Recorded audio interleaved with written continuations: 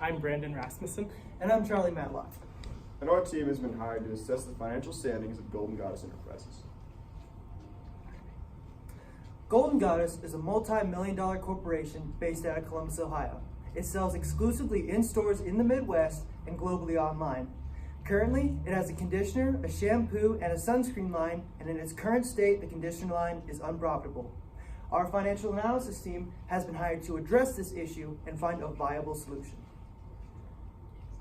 Golden Goddess is a very successful shampoo line. Its net profit is just over $8 million, and it is a complementary product to the conditioner line. So when we look at the conditioner line, we see a stark contrast with the shampoo line in that instead of making over $8 million, it's losing nearly $4 million every year. On a sunnier note, the sunscreen line is the least of our team's worries, as it brings about over $15 million in net profit. An important thing to note about the sunscreen line is it is an independent product, meaning the sales of the sunscreen line has no effect on the sales of the conditioner or shampoo line. Contribution margin percentage measures the profitability of each product line before manufacturing expenses are taken into account. Currently, conditioner stands for over 20% of Golden Goddess's profits. Therefore, it would be a bad idea to cut this line due to its effect on Golden Goddess's bottom line. Now that you've seen what my team and I have outlined regarding the products, we propose that Golden Goddess keeps all three lines. However, to increase profitability on the conditioner line, we propose decreasing the size of the bottle by 20% and then decreasing the overall price by 15%. So the bottles right there, they were designed in CAD and then printed with a 3D printer. The orange bottle has 20% more volume than the blue bottle. Right there, that's what the consumers will see when they see a difference between the two bottles. Even side by side, the difference is hardly noticeable. So standing independently on the shelf, we're certain that consumers will not immediately notice the size reduction. With this size reduction, we will bring about, so 20% size reduction. It'll come with a 15% reduction in price. So what this brings about is a 5% net price increase per ounce of the conditioner sold. With this 5% increase, should sales remain constant, this $4 million deficit will turn into a $3 million annual net profit, bringing about a profit margin of 1%.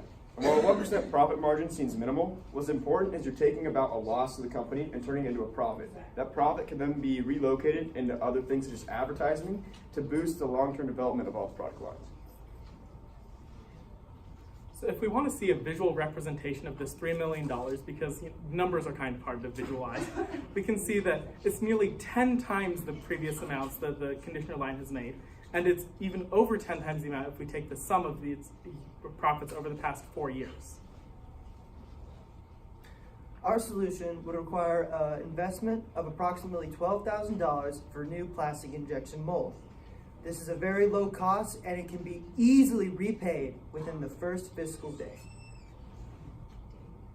Now, an obvious solution to Golden Goddess's problem would be to implement a 2-in-1 product. However, this is not a viable solution. 2-in-1 products, they target mainly a male market, whereas Golden Goddess, they target the female market as their products are mainly organic. The primary reason for this difference between the 2-in-1 product demographics and the organic demographics are that 2-in-1 products have to do two things. Combine the shampoo, which when in your hair care will remove the contaminants from your hair, and add conditioner to that bottle, which add back those nutrients that were stripped by the shampoo. However, in order to do this, these two things do completely different things in your hair, and when mixed in the same bottle, naturally will form soap scum. However, in order to put them in the same bottle, chemists have developed what are known as silicon-based derivatives, which are much heavier than the average contaminant that your hair will see. When we put these to the hair, we will see a reduction in volume, something that women are typically more concerned with than males. So thanks, Brandon, the teacher chemistry major, for the scientific breakdown. So in conclusion, as we look at the three product lines, the immediate red flag is how the conditioner line is losing $4 million a year. With our solution, bringing about a 5% net price increase, that $4 million loss will turn into a $3 million net profit. Our team feels that with this $3 million net profit, you can re-inject that back into the other line's advertisement campaign to also boost their net sales, bringing about ultimately a more profitable business in Golden Goddess Enterprises. Thank you, and we would get any questions at this point from the judge. The judge grills you on questions. They purposely choose questions that they know you don't have the answer to. It's a part of the event. They try to, once again, separate the boys from the men. You have to be able to think on your feet, and even though you have no idea what you're talking about, you have to make it sound like you do.